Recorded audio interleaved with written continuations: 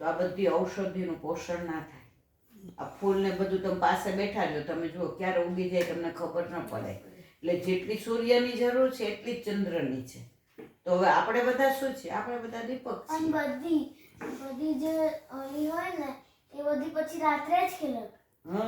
ક્યારે સવાર તમે જોજો એકે ફૂલ ના ખીલે. સવારે ખીલેલું હોય એટલે રાતના એની તૈયારી થઈ ગઈ હોય. આ બધી કૃપા કોની? ગુસાઈજી પરમ દયાની. કારણ કે તે કીધું હતું ને એ ચંદ્રમાં જ. બરાબર ને? બોલ શું કેવું છે?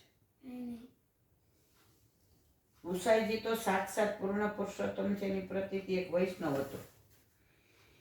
તો ત્યારે તો જતીપુરામાં ગુસાઈજી બિરાજતા હતા. તો ચરણ સેવા કરતો હતો ને આમ તેલ મળતો હતો. તો એના મનમાં સંશય ગયો. એ કે બધા કે ગુસાઈજી તો પૂર્ણ પુરુષોત્તમ, આપણા જેવા હાથ પગ, આપણા જેવી આંખ, નાક, વાળ, પગ, અને છતાંય બધા કહે, પણ આપણે બધા કહીએ એટલે માની લઈએ. ગુસાઈજી તો સાક્ષાત પૂર્ણ પુરુષોત્તમ, મનની વાત જાણી લીધી.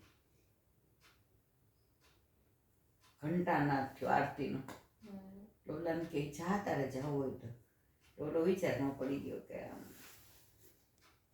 જાવું તો જોઈએ. ત્યાં ગુસાઈજીને આમ તેલ કરતો હતો ને, તો ગુસાઈજીના એક એક રૂમમાં એક એક ગોવર્ધનનાથજીના દર્શન થયા. જે સ્વરૂપ, જે વસ્ત્ર આભૂષણ ધારણ કરેલા હતા ને એ જ બધા આ રૂમની અંદર. ઓલો આમ થઈ ગયો, ચરણ પકડી લીધા. મારા વાલા, મનમાં સંશય થયો ને તરત સમાધાન. હવે તો ગુસાઈજીના ને વલ્લભના એટલા બધા પ્રસંગો છે કે 84,252 સિવાય પણ ઘણા બધા એવા પ્રસંગો બની ગયા છે કે જે આપણે સરાહના કરીએ એટલા ઓછા. પણ આ કેવું છે, જ્યારે અનુસંધાન આવે ને યાદ આવે તો આપણે બધા કોણ છે? દીપક. તમે જો દીપકની નીચે અંધારું જ હોય. સૂર્યચંદ્ર ન હોય અથવા તો બાર હોય ને આપણું ઘર બંધ હોય ને તમે દીપક મૂકો એટલે અજવાળું થાય ને એની નીચે શું હોય? અંધારું. તો આપણને ઠાકોરજીના મહાત્મ્ય જ્ઞાનનો અનુભવ નથી, મહાત્મ્ય જ્ઞાન ખબર નથી, એટલે આપણે બધા અંધારામાં જ છીએ. એટલે વલ્લભે કહ્યું કે તમારો અંધકાર દૂર કરવા જ આવ્યો છું. અને ગુસાઈજી કે હું તમને પોષણ આપવા આપો.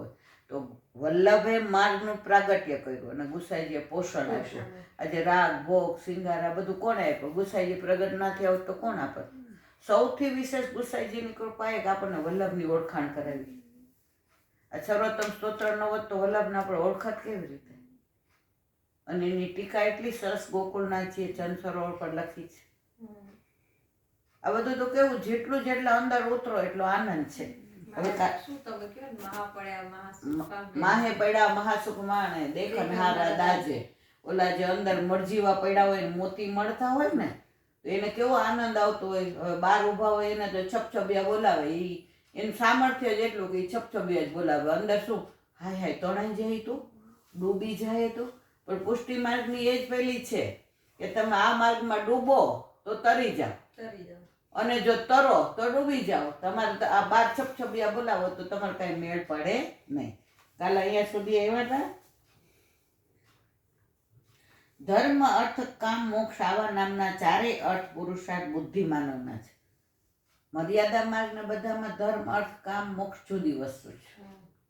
કયો ધર્મ, કામ શું, અર્થ શું કરવાનો, મોક્ષ શું, અને એમની ભક્તિ ક્યાં સુધીની? મોક્ષ સુધીની છે.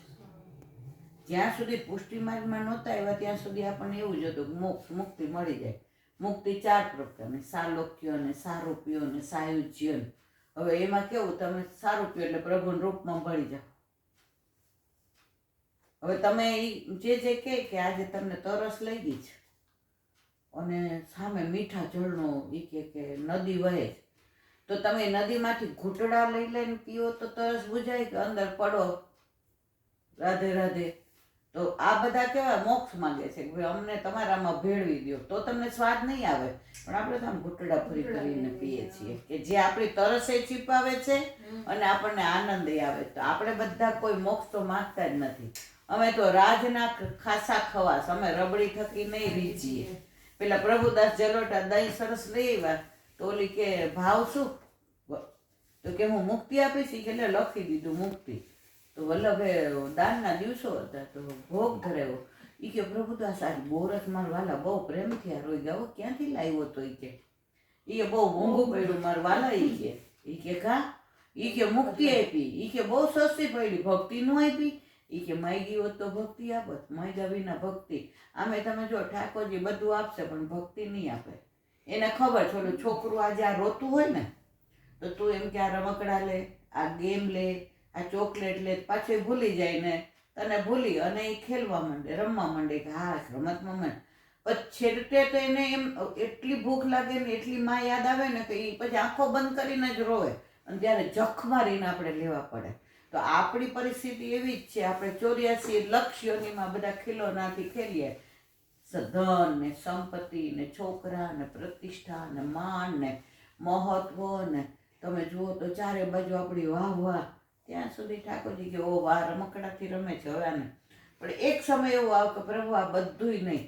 તમારા સિવાય કોઈ નહીં અત્યારે એ કે બધાને ઠાકોરજી બદલાવા નથી બધાને ગળા બંધડી થઈ જાય છે કે ક્યાંક જવું હોય તો તમારા છોકરાનું તમે શું કરો જવું હોય તો જેનાથી ને જુદા પડ્યા છો છૂટા પડ્યા છો તમે કરોડો વર્ષોથી એ તમારા ઘરમાં નહીં બિરાજે તો તમારી મુક્તિ તો મળવાની મુક્તિ તો તમારે એમને નહીં બ્રહ્મ સંબંધ લીધું એટલે મળે પણ તમને ભક્તિ કોણ આપશે શીખવાડશે કોણ આજે તું આ ઘરમાં ન આવી હોત તો તને આના રીત રિવાજ બધાને શું જોઈએ શું નહીં કોણ સગાવાલા ક્યાં જવાનું આકાશના ફ્રેન્ડ કોણ આ બધું અહીંયા આવી તો પણ તાર મમ્મીને ત્યાં જ રહી હોત તો લગ્ન કરીને ફોન ત્યાં બરાબર બધું તો અત્યારે બધાને બસ ફોનથી ને બરાબર કેવું છે કોઈ નહીં સાસરે આવવું સાસરે જવાબદારી પણ જવાબદારીની સામે તમને કેટલું બધું મળે છે તો ઠાકોરજી ઘરમાં હોય તો આનંદ પરમાનંદ તો અહીંયા શું કે છે કેવળ લૌકિક બુદ્ધિવાળાને પ્રાપ્ત થાય તેવા નથી વળી તે જ અર્થ ચારે પુરુષાર્થ જીવ વિચારી જ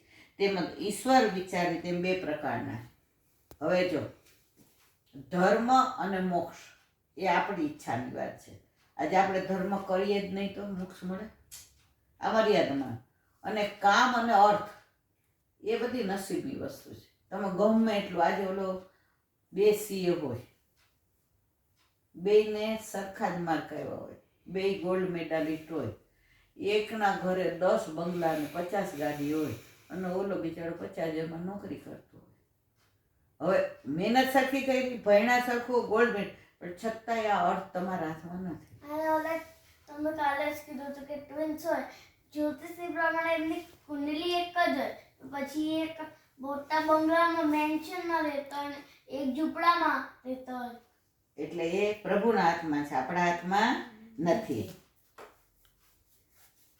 તેમાં વેદાદિકમાં કરવા યોગ્ય તથા નહીં કરવા યોગ્ય બંને પ્રકારનું પાલન કરે તેવી જો પ્રવાહી લોકો પ્રભુએ 3 ઉપજાવી પ્રવાહી બોલીને વાત થઈ કે હાલો ભાઈ આ એનાથી નીચે બાજુ ચોથી ચરસણી એને તો ભોગ વિલાસમાં જ રસ છે એને કઈ બીજામાં અને પ્રવાહી કેવા હાલો મંદિરે હાલો હાલો એ કે દર્શન કરો બીજું મળે હાલો હોટલમાં જાય છે લસણ ડુંગળી વાળા ભાજી પાઉં હારા મળે હા હા હાલો હાલો તો આ પ્રવાહી